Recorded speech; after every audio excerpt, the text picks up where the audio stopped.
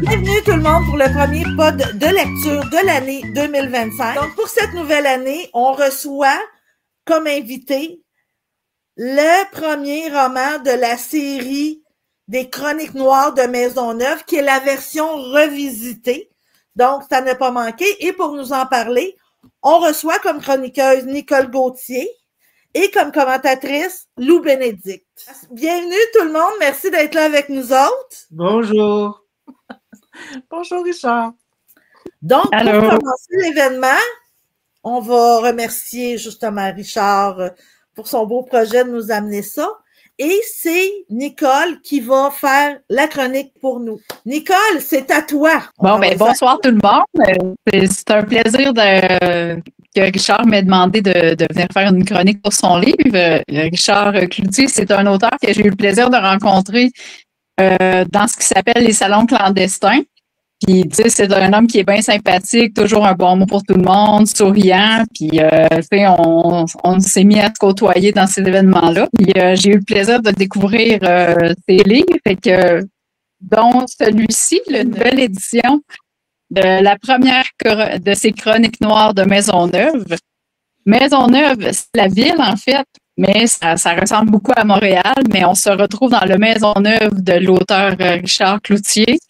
Tout d'abord, j'aimerais mentionner quelque chose de spécifique que l'auteur a fait dans son livre que j'ai vraiment beaucoup aimé au début. L'auteur, il a fait des remerciements, il prend le temps de remercier les lecteurs qui viennent dans les salons, les gens qui gèrent les pages de lecture sur Facebook, sur Instagram. Puis ces gens-là, c'est vrai qu'ils font tellement de différence dans nos vies d'auteurs. Fait que j'ai trouvé ça vraiment une belle attention de sa part de vraiment souligner. Le fait qu'ils le mettent au début, je trouve que ça montre un peu l'importance que les lecteurs et les gens qui promouvoient les lecteurs ont pour Richard, dans le fond, qui promouvoient les auteurs. Vous avez compris? C'est ça, je trouve que tous ces gens-là, c'est des auteurs, dans le fond, puis je trouve que Richard est très humble, ouvert et reconnaissant de ces gens-là. Fait que c'est quoi les chroniques de Maisonneuve? Moi, je citerai l'auteur et je vous dirai ceci. Une série de romans noirs d'ambiance qui met en scène des personnages sordides ou naïfs, violents et antipathiques ou torturés par leurs obsessions.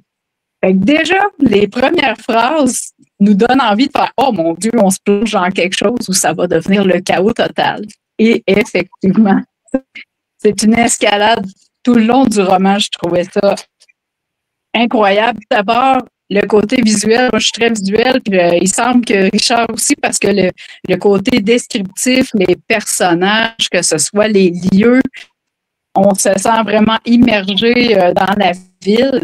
D'ailleurs, une petite mention, Richard qui va faire des marches dans les quartiers qu'il veut explorer pour ses chroniques, puis il poste des photos là-dessus, puis ça nous donne déjà envie de lire des futures chroniques parce qu'on voit des beaux visuels, puis on va retrouver ça dans son prochain roman. Oui. Pourrais-tu nous spécifier le titre de ce tome-là, justement? Bien, absolument. La pluie tombait et la débâcle s'est amorcée. Fait que ça, c'est la première chronique, en fait. Et puis, on découvre dans cette chronique-là des univers que moi, je connaissais moins. C'est l'univers financier, la boxe. C'est tous des univers qu'on découvre moins dans les romans. Puis j'ai trouvé ça absolument fascinant de me plonger là-dedans puis de me retrouver dans toutes sortes de magouilles. Puis, en tout cas, c'était intéressant. C'est une intrigue policière qu'on suit aussi à travers l'histoire. Donc, on suit parallèlement le milieu financier versus l'enquête policière, l'enquête du milieu financier. Tout ça commence un soir de crise de verglas. Puis la majorité du monde, en tout cas, il y a beaucoup de monde qui ont vécu la crise de verglas. Ça fait quand même il y a plus de 20 ans, là. Mais on se rappelle comment le Québec a été plongé dans une crise absolument incroyable qu'on n'a jamais vécue. Et ça, c'est le décor du roman. Tout le long, l'action se déroule dans cette crise-là. Il y a beaucoup de choses qui orientent l'histoire en lien avec ça aussi. Donc, je trouve que les descriptions de tout ça sont vraiment incroyables, puis on retrouve vraiment un peu des parcelles de choses qu'on a vécues nous-mêmes, tu sais. Et que c'est une histoire vraiment qui m'a tenue en haleine du début à la fin, puis la finale aussi, je ne l'ai pas vu venir et je ne vais rien vous spoiler ce soir. Même sous la torture. Quoique, si vous me donnez un peu de chocolat, mais non, je ne dirai rien. Et que je voulais aussi mentionner le travail de recherche extraordinaire que l'auteur a fait pour son roman. Il y a tellement de détails, de recherche, d'explications à mesure que l'enquête avance, autant du milieu financier que du milieu policier. Et puis, tu sais, on s'imagine facilement à la place des personnages quand ils vivent des scènes parce que c'est tellement bien imagé. Moi, je trouve que c'est un roman qui m'a donné envie de découvrir les autres. Comme j'avais commencé par, je crois, la dernière chronique qu'il avait écrite, ben moi, je vais les lire à l'envers. Fait que je trouve ça très intéressant. Puis, j'ai déjà hâte de découvrir le prochain roman de Richard Cloutier. Fait que pour moi, c'est ma chronique sur ce beau livre. La pluie tombait et le débâcle s'est amorcé. Merci beaucoup, Nicole. Ça nous donne envie d'aller découvrir ça. Là, moi, je vais me retenir avec les questions. J'aimerais qu'on passe avec Lou pour avoir aussi ses commentaires. Lou, c'est à toi. Bon, moi, là, j'ai pas fini de torturer mon ami Richard. Parce que, premièrement, quand on s'est connus en 2021-2022, quand on a pu enfin vivre des rencontres en face à face après le confinement, puis on était encore traumatisés du verglas, 25 ans plus tôt, on s'était aperçu qu'on écrivait des polars, des enquêtes, et on se promettait toujours de faire des choses, soit des lives ou des discussions sur les romans policiers. On a réussi une fois à inciter un groupe de lecteurs de faire un thème, les romans policiers, puis on s'est retrouvés dans le même groupe, mais on ne s'était pas lus. Puis ensuite, on s'est croisés parce que Richard, il avait organisé des rencontres au pub L'Île Noire, la fiesta des auteurs, puis encore là, on se disait, hey, on devrait se commenter l'un et l'autre, puis finalement, c'est comme un conte de fées, quand c'est la troisième fois que tu te fais inviter, tu te dis, ben, il faut le faire, là, c'est le temps. Alors, ben, moi aussi, j'avais entre les mains La bête prise en cage. Vous allez voir pourquoi je veux vous en parler. Parce que je n'avais pas lu encore ce roman-là. Et là, je commençais par le tome 1, Revue, revisitée, augmentée. Puis les choses arrivent pour le mieux. Donc, là, je découvre que je suis dans une uchronie. Et moi qui aime les mots, je ne sais pas c'est quoi une uchronie. Je suis obligée d'aller chercher dans le dictionnaire. Et là, je me dis, OK, bon là, ça peut être l'histoire de Montréal. D'ailleurs, Montréal s'appelle Maisonneuve. Ça se peut que l'auteur change des choses. Il n'est pas obligé de s'expliquer. Je sais qu'il aime la boxe. Je sais qu'il est chroniqueur financier.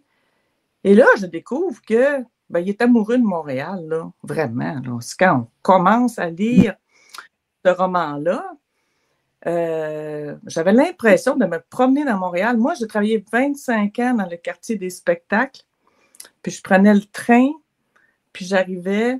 Donc, chaque fois que Richard décrit un bâtiment, une rue, je sais, je suis là, je me replonge dans ce milieu-là.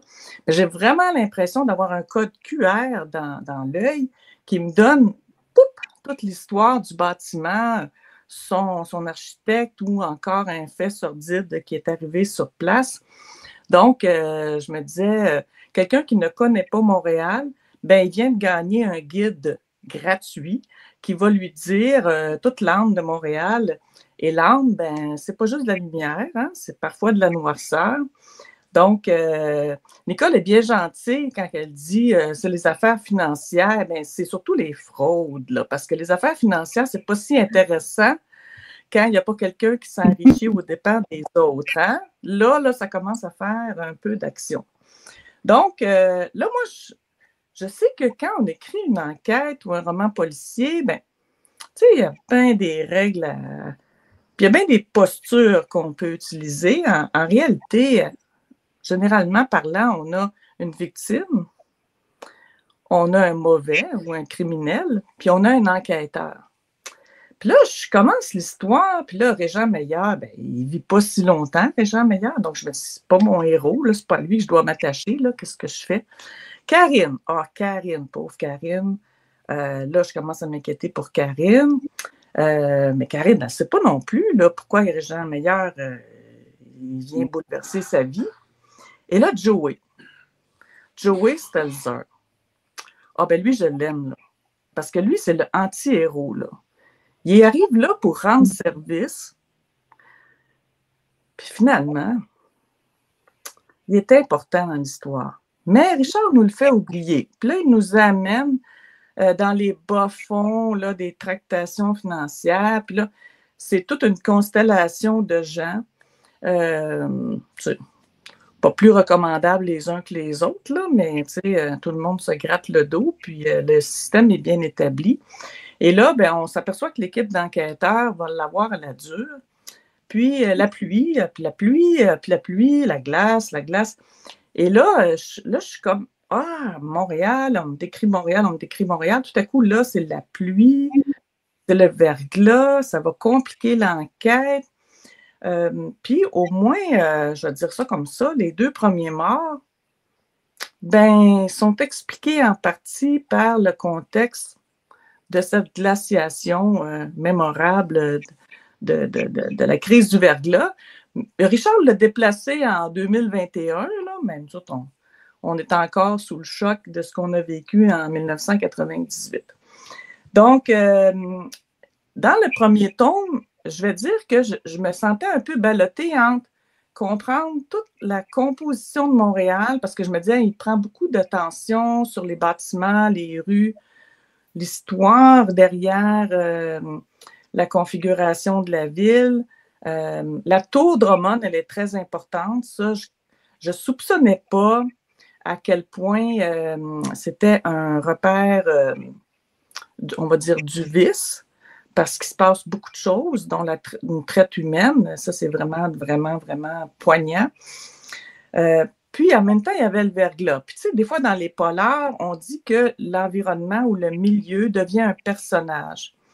Alors, dans le tome 1, à cause du titre, je me suis laissée surtout toucher par l'installation de la pluie. La pluie est devenue un ennemi pour tout le monde. Elle a compliqué l'enquête. Donc, ça me tenait un peu en éveil là, à travers toute l'histoire. Maintenant, Richard, mon ami Richard, là, il écrit une enquête, puis il n'y a personne de puni à la fin du tome. Et là, je me suis dit, bon, là, calmons-nous, ça s'appelle chronique. Donc, ça veut dire que toute cette jolie ville et ce beau monde qui se graisse la patte et qui boivent du bon scotch Saint-Léger, qui fricote avec la boxe, les paris, ben, on a un épisode dans le fond. Donc ça, peut-être que moi, j'aurais peut-être eu à saisir ça au début, que la série, c'est le tome d'une série. Une chronique, ça veut dire qu'on va y aller tranche par tranche de vie. Puis, ben, ça se peut qu'à la fin de la première histoire, on n'ait pas puni tout le monde. Mais je m'étais fait la liste de tous les personnages de l'enquête, l'équipe des crimes économiques, les crimes contre la personne, en me disant, je risque de les retrouver plus tard. Et là, quand je termine, puis je me dis, hey, lui, il n'est pas gêné, il n'a puni personne à la fin d'une enquête ou d'un polar, là, il a du front tout le tour de la tête. Là, je m'en vais chercher, et là, je retrouve Karine et je retrouve Joey. Et Joey, là, pour moi, c'est vraiment la découverte, je ne sais pas, entre les deux, le numéro 1 et celui-là, si Joey revient, mais c'est un personnage qui reflète toute la misère de ce milieu d'abus, de tricherie. Et lui, il est un peu le sacrifice inutile. C'est le bon gars qui est là au mauvais moment. Puis, Richard peut me contredire, c'est lui le créateur. Même moi, quand j'ai ouvert La Bête prise en cage, et là, je regarde, j'aime ça, moi, mettre des exergues ou des romans, puis quand un auteur en met, je les déguste. J'aime vraiment ça. Et là, je vous dirai après, là, c'est un extrait de qui? Quand le soleil jamais ne brille, quand le meilleur devient le pire, quand tout à coup l'amour n'est plus, que douleur au fond de notre être, et que plus aucune fenêtre ne laisse passer le beau temps, de Jean Leloup. Ben moi, là, c'est Joey. Ça, c'est Joey. Puis je dirais que le tome 1 et celui-là, c'est l'histoire de Joey et des Joey, là, dans la vie des grandes métropoles où le vice, la fraude, le crime existent. C'est triste, mais il y a des Joey qui pètent pour d'autres. Alors, pour le moment, c'est ce que j'avais à dire de mon ressenti. Merci, Lou. C'était vraiment bien. Avant de demander l'avis de Richard, parce qu'avant que je l'oublie, tu as parlé de l'Uchronie, mais tu nous as pas dit ce que ça voulait dire. Moi, je le sais pas, puis je suis vraiment curieuse. Mais moi, je l'ai cherché, là. Puis là, ça veut dire qu'on nous donne une reconstruction fictive de l'histoire. On relate des faits réels tels qu'ils auraient pu se produire. Et l'auteur n'a pas à expliquer comment il manipule. Mais la description de Montréal est tellement réaliste, là. Vraiment, quand je vous dis que je me promène avec un code QR dans l'œil, là, elle est tellement réaliste et je reconnais tellement les bâtiments, tellement les rues, que là, je suis tombée en doute sur à peu près tout. Je me suis dit, les boxeurs, c'est-tu la bonne année? C'est-tu des vrais noms? Mais j'aime pas assez la boxe pour aller chercher le nom des boxeurs. Je m'excuse, mais je suis pas allée. Mais après ça, il y a les marques de cigarettes. Mais, qu'est-ce que c'est ça, des Gold Flakes? Tu fumes des Gold Flakes. Après ça, les hommes, ils ont de l'argent, puis ils ont toutes des voitures anciennes. Et pourquoi ils n'ont pas des belles voitures de l'année, là? Mais en tout cas, ils tiennent à leur voiture. Là. Tout le monde tient à sa voiture. Donc là, ça m'a déstabilisé un peu, là. Mais au moins, je savais de la part de Richard que le monde de la boxe, il connaissait ça. Puis je me suis dit qu'il n'y avait pas doré la pilule parce que quand on s'approche du monde de la boxe, ben c'est pas juste le sport, hein? C'est pas juste l'athlétisme, là. Il y a beaucoup de motivation là-dedans, là. Toi, Richard, comment tu as trouvé là, nos deux commentatrices? Ben, j'ai été très touché. C'est vraiment toute une expérience d'entendre les gens parler de ce qu'on écrit, puis la façon dont vous l'avez fait, puis d'aller en profondeur. Puis c'est vraiment très touchant. Fait que je suis vraiment... c'est vraiment très, très agréable. Lou, tu mentionné, tous les personnages sont fictifs, mais inspirés de personnes réelles. Donc, les noms sont fictifs, mais c'est possible que le caractère, le physique et différentes autres caractéristiques soient réels concernant les boxeurs et concernant également des gens du milieu financier. Moi, en tout cas, j'ai aimé autant la chronique que les commentaires de Lou. Je trouve que les deux m'ont donné vraiment envie de découvrir. Parce que c'est ça qu'on veut. On veut que... C'est sûr que moi, j'ai une grande prédilection pour le roman policier qui vient juste après le science-fiction. Mais c'est... Tu sais, des fois, on voit le livre, on entend... On ne le sait pas, on ne sait pas trop à quoi s'attendre. Dans le fond, le pas de lecture est là pour ça, pour que les lecteurs voient dans tout ça si oui, c'est le genre qui m'accroche. Puis je trouve que vraiment, ils ont fait un beau rendu de ça.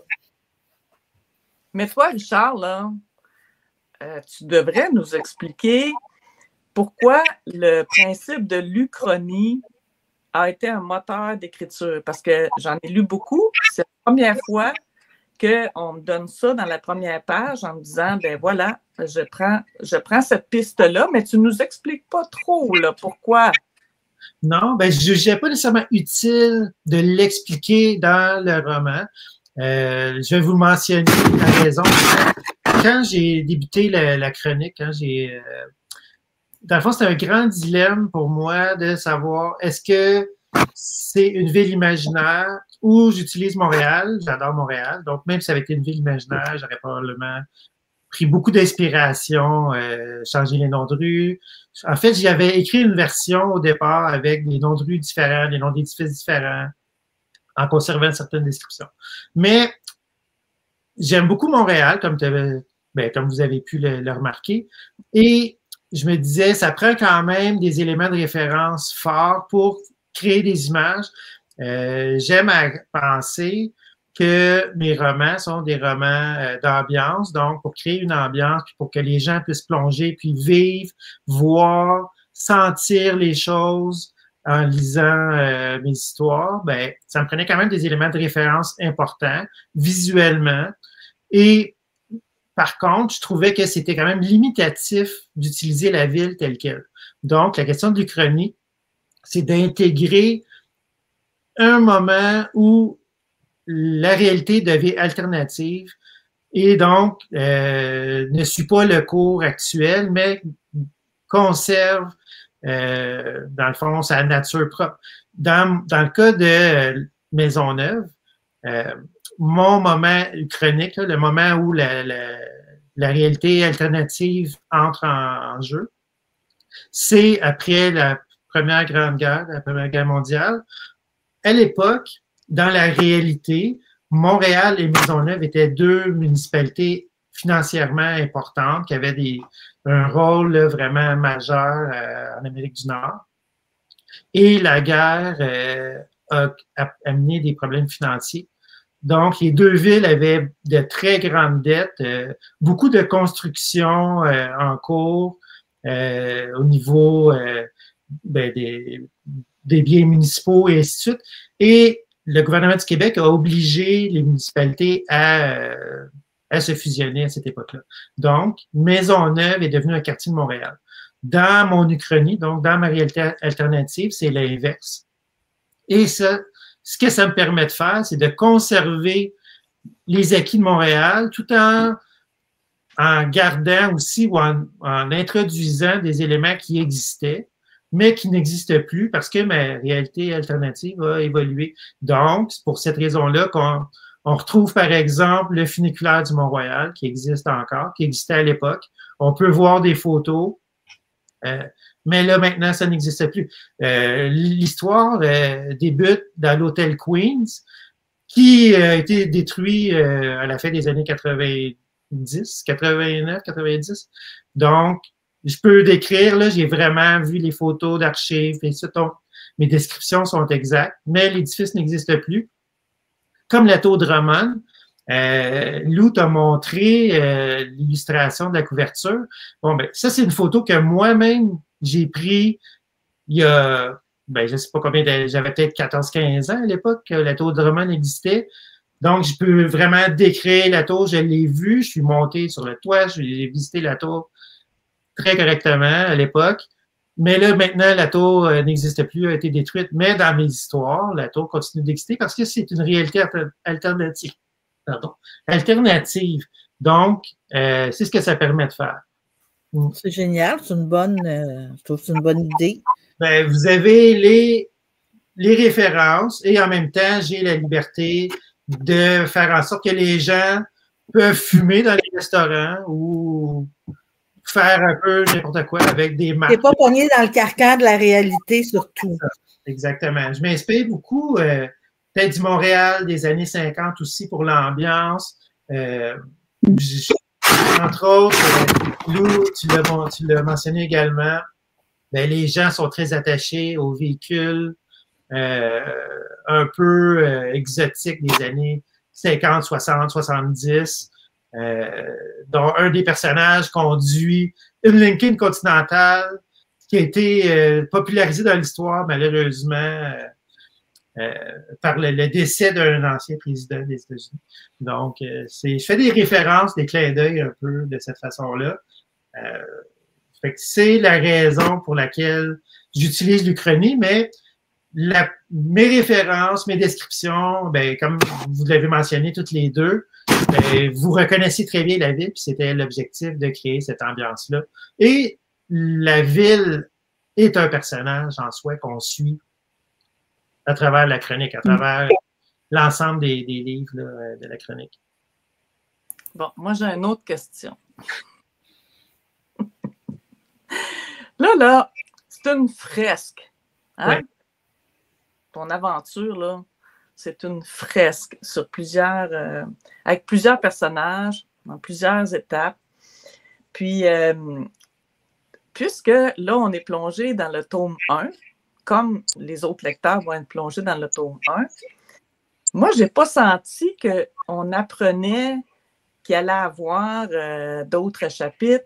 Et ma question, c'est pourquoi ton histoire ne débute pas avec l'équipe d'enquête? Tu sais, c'est un peu, là, pauvres, ils sont soudés, hein? Pauvres enquêteurs, là.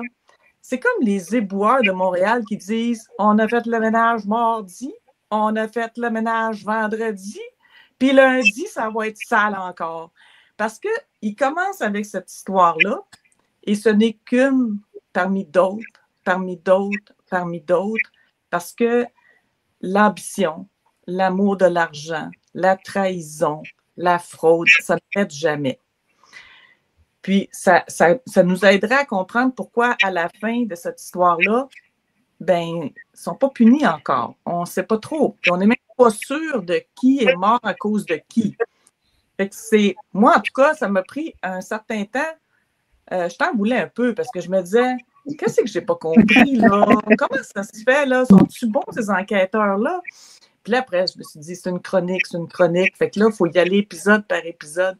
Mais moi, je lancerais quand même l'avertissement, puis j'encourage les lecteurs à prendre un grand souffle en se disant, là, on va continuer, là, puis on va suivre Mandy, puis on va suivre ces complices-là dans l'enquête qui, sont patients parce qu'il faut réunir des preuves, il faut attendre, il faut coincer les gens, il faut avoir les personnes qui nous donnent les indices au bon moment. Puis, c'est comme ils sont presque des rats eux-mêmes, là, ils se faufilent partout, il faut qu'ils écoutent, il faut qu'ils saisissent tout ça. Fait que ça, là, cet aspect de la fresque, je ne l'avais pas compris. Je pensais vraiment que chaque histoire était complète en elle-même, mais non, l'équipe, elle traverse les histoires. Puis tout l'empire de Raymond D. York, c'est le diable. Ben lui, là, terrible, là, c'est lui le mal avec un grand M, là, tu sais. Fait que ça, en tout cas, je le dis, là, chronique, ça veut dire prenez votre bol d'air, là, il y a bien des histoires, puis c'est pas fini, puis l'équipe d'enquête va travailler longtemps. Il y a combien de chroniques qui sont prévues, Richard? Il y en a 5 de prévues. Là, il y en a 4 qui sont publiés. Et en fait, les 4 premiers tomes ont été publiés. Là, aujourd'hui, on parle plus spécialement du premier tome qui a été revu et augmenté. J'ai en fait, par rapport à la version originale, j'ai redécoupé les chapitres, j'ai ajouté de nouvelles scènes, j'ai retiré un certain nombre de descriptions, ce qui fait que on passe de 11 à 31 chapitres. Donc, les chapitres sont beaucoup plus courts, le rythme est beaucoup plus saccadé. Et on passe de 182 à 258 pages également. Donc, j'ai quand même ajouté un certain nombre de scènes. L'histoire est totalement la même, l'intrigue demeure la même. Quelqu'un qui lit la version originale va pas être décontenancé. Oh my God, je comprends pas, j'ai manqué plein de bouts. Le rythme est différent, les descriptions sont un peu plus orientées, je dirais. Donc, ceux qui ont lu la première version vont retrouver la même histoire dans la nouvelle, mais avec du plus qui va être plaisant. Bonifié, ouais. Ouais, OK. Oui, le rythme est, comme je dis, le rythme est beaucoup plus... en fait, puis la structure des chapitres, l'histoire demeure la même, là, mais j'ai j'ai synthétisé, coupé les chapitres de façon plus courte pour améliorer le rythme de lecture. C'est vraiment l'objectif de tout ça. Et concernant le questionnement de Lou, effectivement, c'est une chronique. Je me suis inspiré en faisant le plan de l'ensemble de l'histoire, de plusieurs chroniques qui ont été publiées là, précédemment. Je pense à Georges Duhamel qui a publié la chronique des Pasquiers en 10 volumes. Puis, donc, il y a une pléthore de personnages dans mes histoires. Il y a beaucoup, beaucoup de personnages. Et quand même, les romans sont conçus. Une personne qui va lire un roman, qui va lire, va avoir quand même une histoire en soi, mais la vraie histoire, le vrai déroulement avec les vraies conséquences de tout ça, c'est sûr que ça se fait à la longue au fil de la lecture de chacun. Si je pense à Nicole, tu avais lu, je crois, le 3e, Plongeon dans l'abîme, ou La bête prise en cage. Je ne me souviens pas si lequel ou c'est la bête prise en cage. Ouais. C'est la bête prise en cage. Oui, vas-y. C'est le même ouvrage, le même que Lou a lu également. Donc, chacun des titres peut se lire par lui-même parce que la plupart des personnages sont récurrents, mais chacun des ouvrages tourne quand même autour d'un personnage qui n'est pas nécessairement récurrent. Donc, avec une intrigue qui est propre, mais la trame de fond permet d'avoir une vue sur l'ensemble de l'histoire qui va, à la fin, se terminer avec le 5e ouvrage de l'histoire qui va s'intituler « Nuit d'orage au déjà-vu ». Est-ce que tu vas revisiter aussi les autres tomes? Ou c'était juste le premier qui avait des choses qui te dérangeaient? Non, je suis en train de le faire. En fait, la raison pour laquelle j'ai décidé de reprendre, de revisiter les ouvrages, j'ai travaillé, je dirais, depuis 1 an et demi environ, j'ai travaillé sur un autre projet un peu différent. C'est un ouvrage d'horreur dont la publication est prévue en 2025. Et le rythme, la manière d'écrire l'ouvrage, j'ai beaucoup aimé ça. C'était un peu différent de ce que je faisais dans le passé. Avant de débuter la rédaction d'un roman, j'écrivais beaucoup des nouvelles. J'ai publié des recueils de nouvelles et j'ai publié des nouvelles longtemps. Et j'aimais beaucoup le fait d'avoir de très longues descriptions et la structure. Je trouvais ça intéressant. Ça me permettait de bien poser les choses et tout de suite. Par contre, pour les romans, c'est un peu différent. Puis, en faisant cet autre projet-là, j'ai vraiment pris le goût d'avoir un rythme un peu plus rapide, puis ça dessert mieux ce type de roman-là, un roman noir, un polar, là, dans le fond.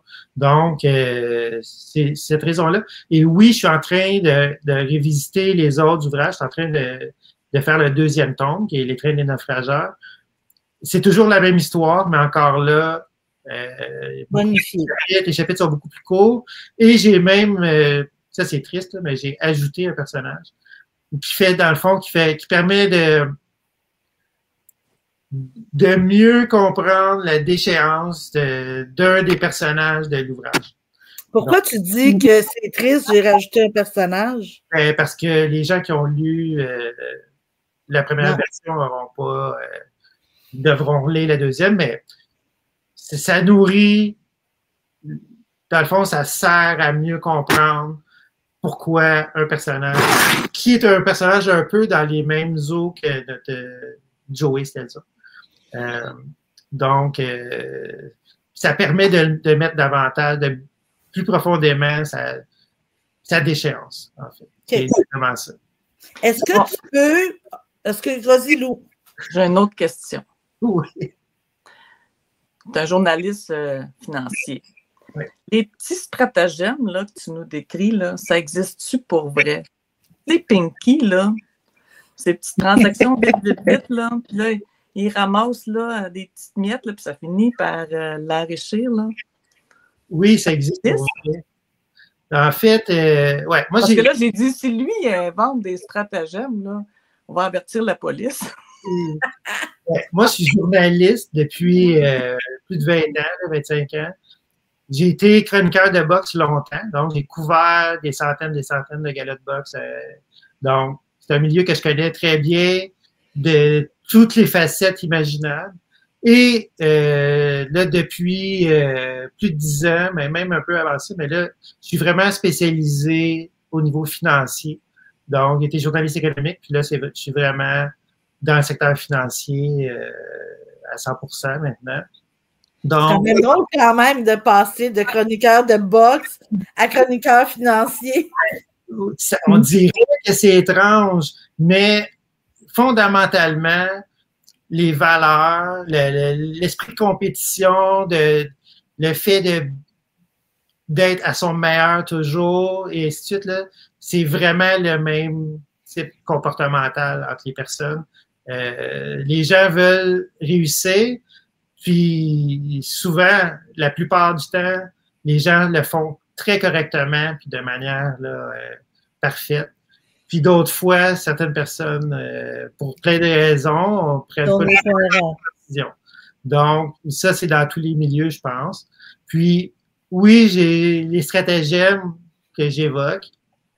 Et même dans l'histoire, on fait référence à une situation avec un courtier d'assurance qui a fait disparaître un de ses clients pour pouvoir s'approprier la prime, et c'est tiré d'un fait réel. Là. Donc, c'est pas. Je m'inspire beaucoup plus que les gens peuvent imaginer, autant au niveau des personnages qu'au niveau de la trame. Là. Je m'inspire beaucoup de choses que j'ai pu voir ou entendre de gens réels. Moi, je ne l'ai pas lu, fait que je me dis, oh mon Dieu, je suis censée m'inquiéter. Moi, j'ai écrit plusieurs fois à Richard. Comment? Pendant que j'étais en train de lire le livre, j'ai écrit plusieurs fois à Richard. J'étais comme, ben non, il n'est pas arrivé telle affaire à un tel. Et là, ça doit être telle personne qui a fait ça. Finalement, je me suis rendu compte que j'étais dans le champ BRL. Je capotais tout le long de ma lecture. En tout cas, j'étais très immergée. Ah, vous me donnez tellement envie de lire. Mais là, c'est justement en pensant à tous ceux qui nous écoutent et qui vont avoir envie de le lire, où est-ce qu'ils peuvent se le procurer en dehors des événements? OK. Bon, évidemment, dans les événements, j'essaie d'en faire quand même régulièrement. En dehors des événements, la façon la plus simple, c'est via Amazon. Donc, les ouvrages sont disponibles en copie papier, évidemment, par Amazon, à travers la planète. Là. Donc, dans toutes les plateformes Amazon, en Europe, au Canada, et en version Kindle, donc la version numérique. Et les gens qui sont abonnés, c'est gratuit, l'abonnement Kindle, donc c'est possible d'accéder. Au Québec, au Canada, en fait, les gens peuvent, vous pouvez aussi les commander directement via, moi je suis accessible sur Facebook, donc j'ai le compte Facebook auteur, Instagram également auteur, donc vous pouvez communiquer avec moi. Donc, ça va me faire plaisir. Si vous voulez des copies dédicacées, c'est la façon idéale en dehors des événements. Mais au Canada, les ouvrages sont disponibles en librairie, donc j'ai un distributeur. Donc, si l'ouvrage n'est pas en librairie, il y a plusieurs librairies qui le tiennent en consignation, mais si l'ouvrage n'est pas disponible, vous pouvez le commander et l'acheter en librairie. Idem pour l'avoir en bibliothèque. Si exactement. Moi, j'incite les gens là, à aller en bibliothèque, commandez-le, puis la bibliothèque va le commander au libraire, puis ainsi de suite. Donc, c'est une bonne façon de découvrir un nouvel auteur qu'on ne connaît pas. Oui, puis après ça, l'ouvrage demeure en bibliothèque. Donc, les gens après peuvent y aller, le consulter.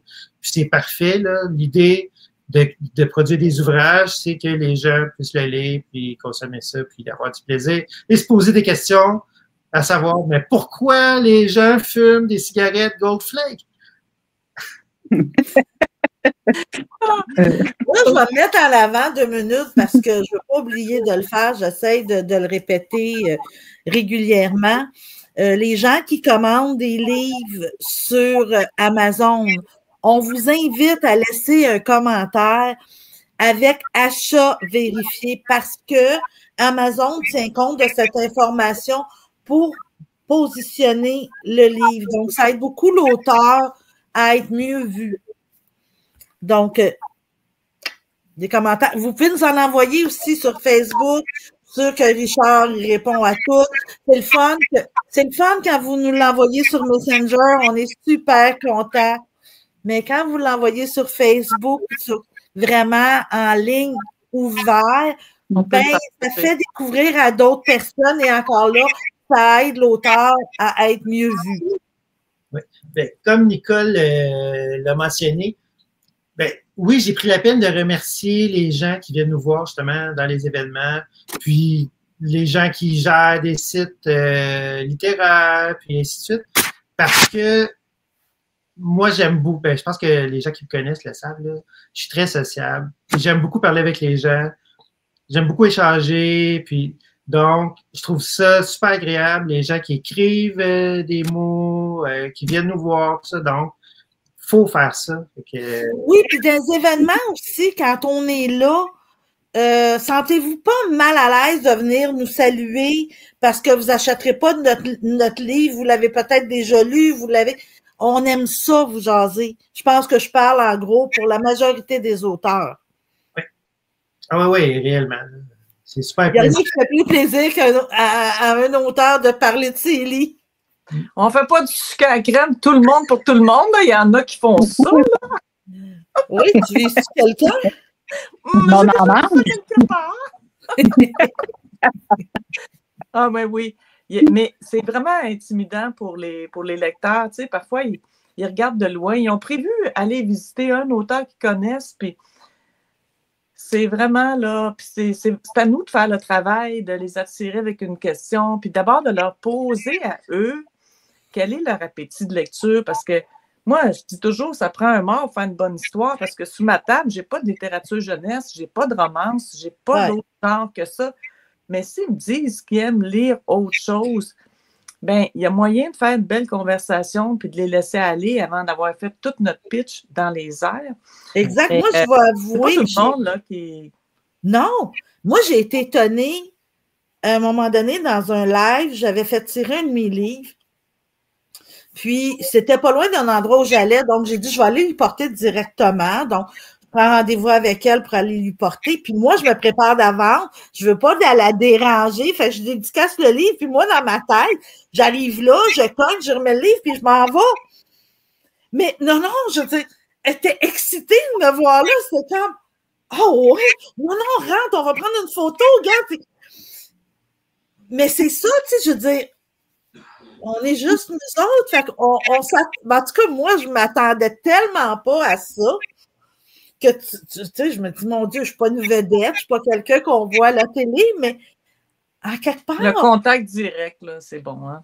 Oui, j'ai trouvé ça le fun en même temps, là, c'est comme, oh wow, OK!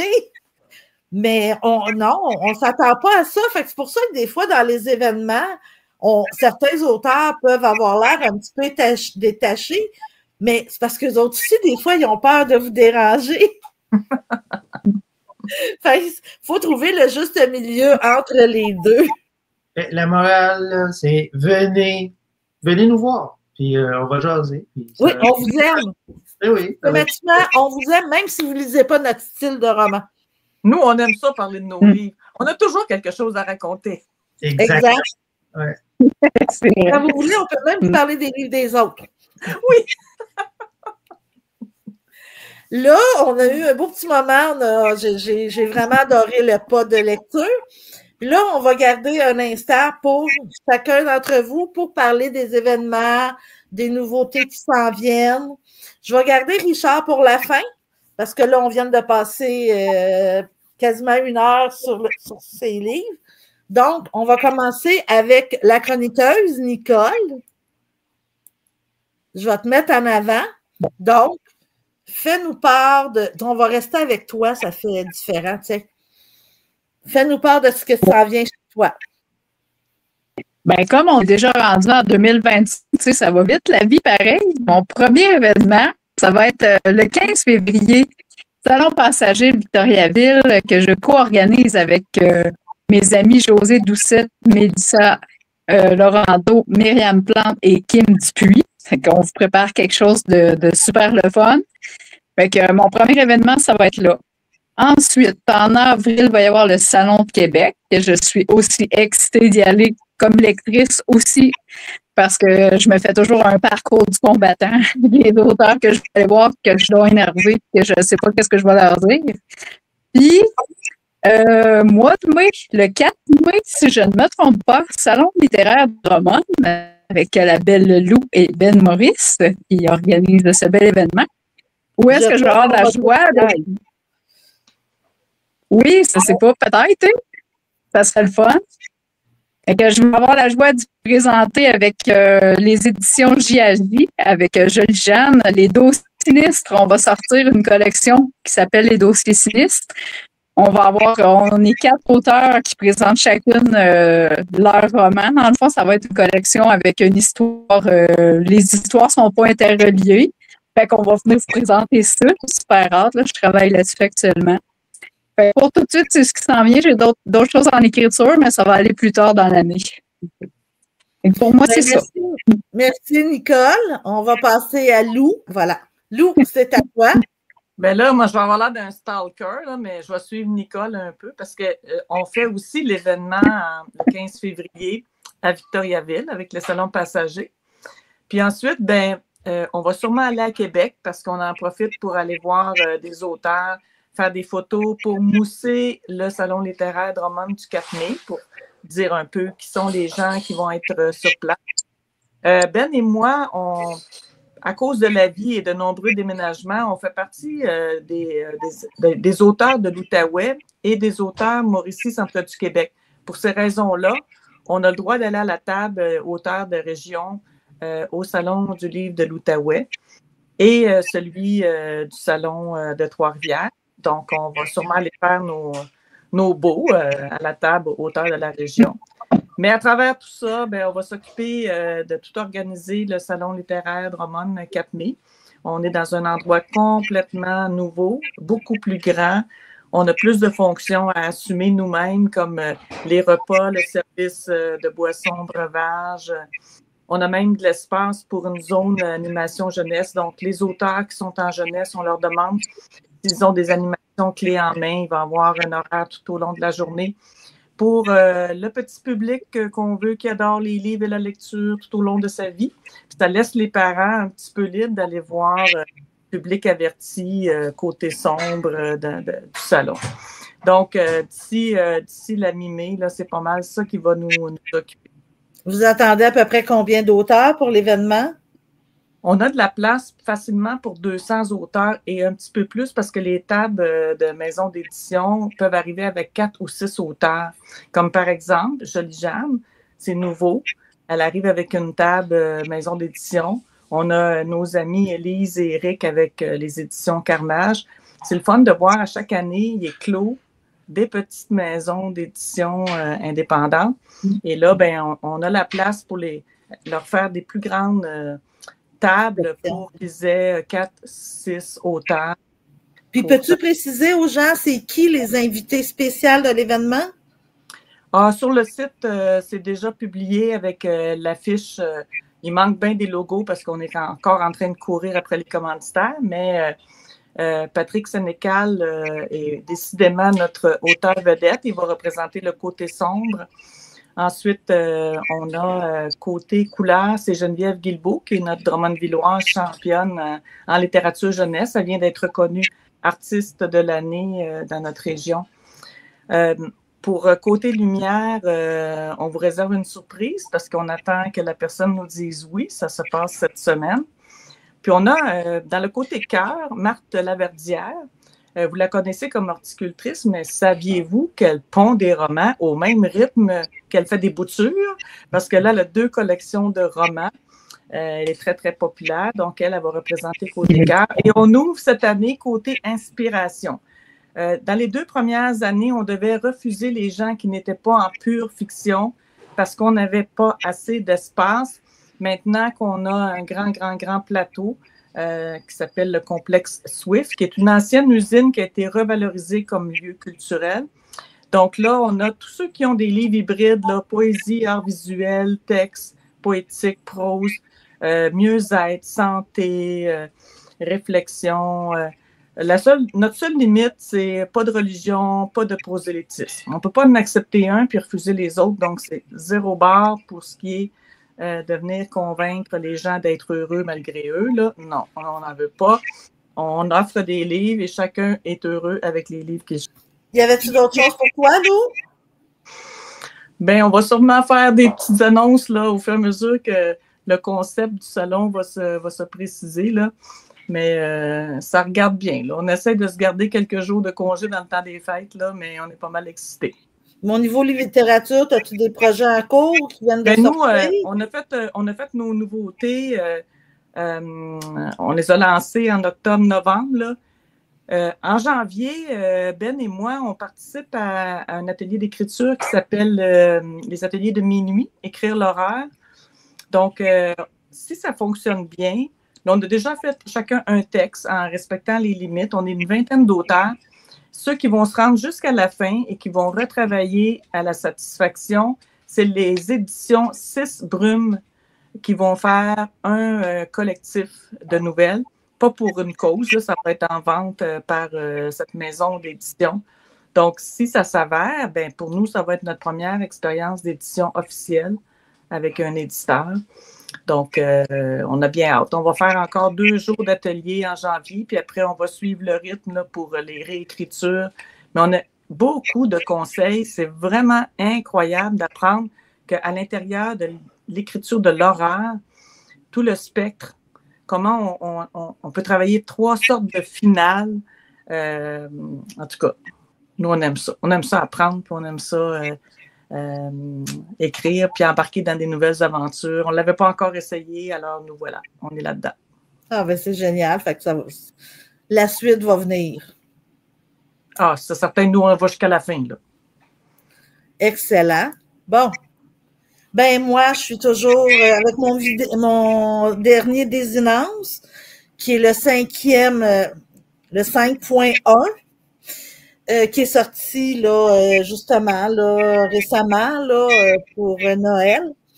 Puis pour le printemps, ben je m'en viens avec le 5.2 et ça va être enfin terminé la fin finale de la série Désinence. Je suis en train de vous dire ceux qui les ont lus et qui ont aimé les personnages.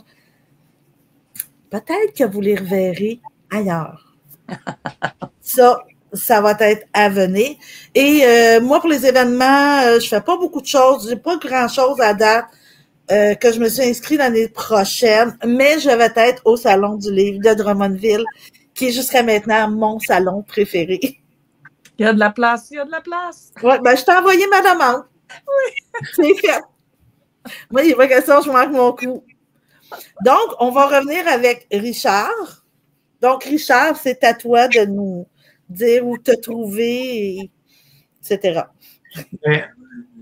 Pour l'année 2025, en fait, depuis le début de l'année, je suis beaucoup plongé en écriture. Donc, je veux terminer la réécriture du volume 2 de la Chronique Noire de Maisonneuve.